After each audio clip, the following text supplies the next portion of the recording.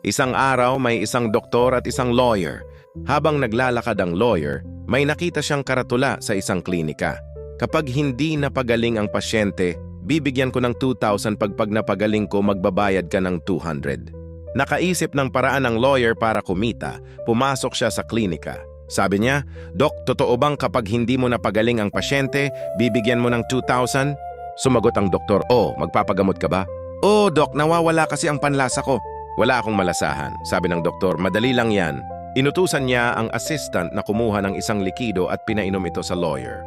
Pagkainom, napareak ang lawyer. "Dok! Ano ba ito? Parang gas." Ngumiti ang doktor. "Oh, may panlasa ka na ulit. Akin na ang 2,000.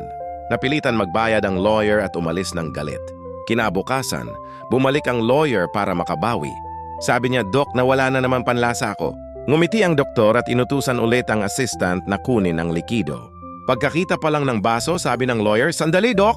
Gas na naman yan." Sagot ng doktor, "O, gumaling ka na ulit. Bayad ka na naman ng 2,000. Lalong nainis ang lawyer. Ilang araw ang lumipas, bumalik siya ulit. Sabi niya, "Dok, parang humihina memorya ko." "Makakalimutin na ako," sabi ng doktor, "madali lang yan." Inutusan na naman ang assistant na kunin ang likido.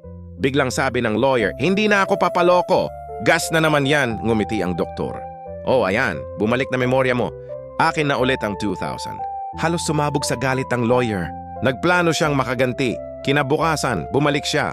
Sabi niya, "Dok, bulag na ako, wala na akong makita." Sabi ng doktor, "Nako, wala kaming gamot dyan. Heto na lang 2,000 mo." Inabot ng doktor ang pera pero pagtingin ng lawyer, 500 lang. Agad siyang sumigaw, "Dok, 500 lang to." Ngumiti ang doktor. "Oh, ayan. Nakakakita ka na ulit, akin na ang 2,000." At muling talo ang lawyer.